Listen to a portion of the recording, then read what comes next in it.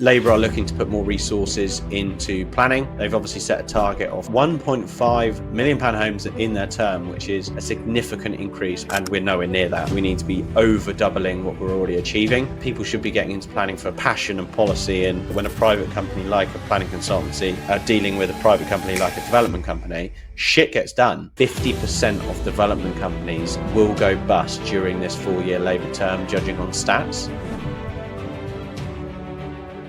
The Developers Club, which I've been a member for 3.5 years, and Ben was a member for a period of time as well, is a collective of club for developers, and there's different tiers of groups, and I actually run the legacy group, which is kind of like the top progressive group that you go in through the executives or the boards and then into the legacy. But I was fortunate enough to not only attend the Future of Development this year, which was held at Bayes Business School in central London, but I was also fortunate to host. The reason why I wanted to talk through it today is the people that are there sharing their knowledge. We had a chancellor of a large council in London. We had a Labour member party as an advisory in property and real estate and planning. We had planning barrister, planning consultants, this plethora of expertise, skills and knowledge of political movements and changes in the market. And I learned so much about the sort of underlying rhetoric of where the country's going, what other people's views are on things from a planning and policy perspective. But then also there was a construction panel and a planning panel anyway. So I wanted to share with our listeners what I learned, because it's then a very efficient and condensed version of the day.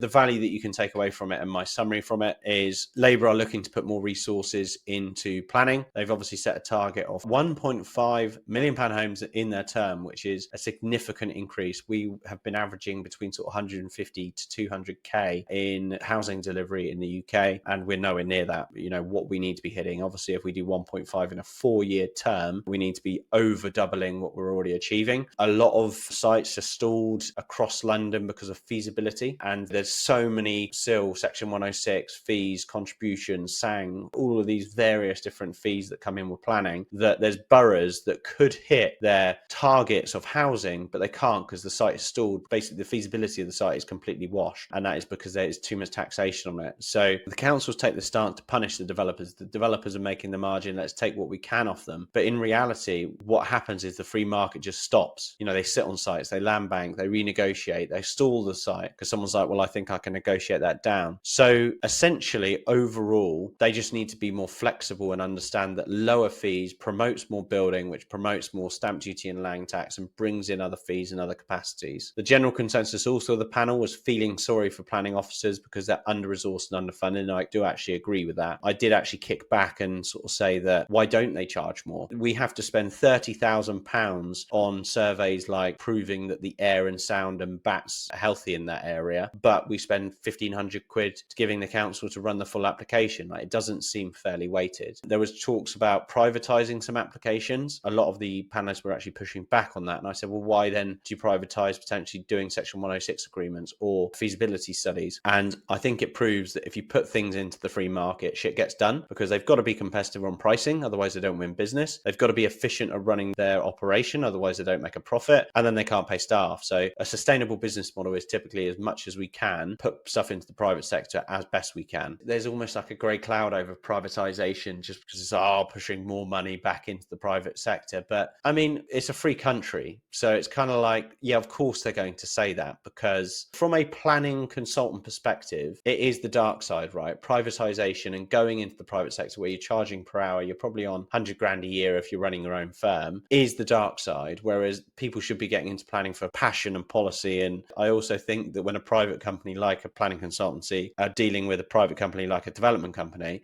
shit gets done and it's going to make them look bad. So I think there is an element of them probably just being an element of embarrassed. Generally, they think the structure is right, it just needs more people in it. We only want to go private because they're shit at it. If they were good, we wouldn't be thinking, oh, let's go private, this is such a pain in the ass. There was also talks and actually a very positive outlook on even political and planning consultancies are trying to push AI as much as we can into general planning applications that could be approved without human eye looking over it. And that was quite a positive stance. There was also mention from a planning barrister who actually represents some councils called peers about zoning modeling, which is basically the US process. So in the US, you have bands around settlements, cities, and suburbs. So that basically there's almost like, the easiest way that I could explain it is, if there's principle of certain schemes that have been delivered in that area, they build zoning areas. And what that enables is almost like PD, where you have rights to do things in certain areas. There was one planning consultant that believes that when another government comes into play, grey belt's going to actually be removed, which was interesting. The zoning is kind of around that model. So you could zone certain areas going out of settlement boundaries, where you could go, actually, you can build 1 unit or 2 units, or there's more infill rights outside of the settlement boundary, because our policy is settlement boundaries are small to prevent urban sprawl. But if you actually got a map and zoned areas out, you would unlock a lot more brownfield sites and development and infill and things like that. But the thing is, they're not supporting SME developers. So who's going to deliver that? Barratt are not going to buy a 2-plot unit. So there needs to be more movement of supporting smaller SME developers. I asked a Labour planning policy advocate, so this is a political person, I said, why are they taxing privately owned landlords? Is it to move the money into professional or institutional buy-to-let? And his response was, I'll pass on that question. And I said back to him,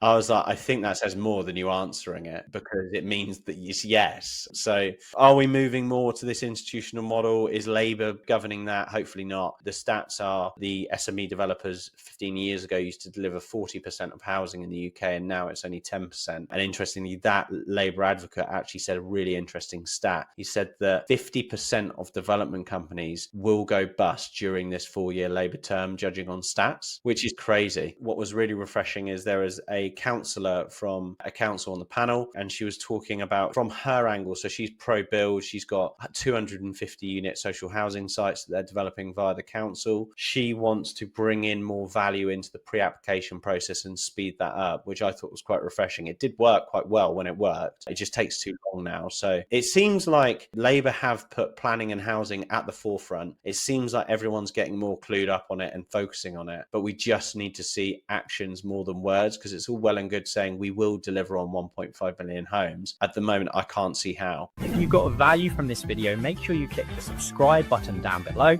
and ring the notification bell, because we release one video at least every week, so you'll be the first to get notified.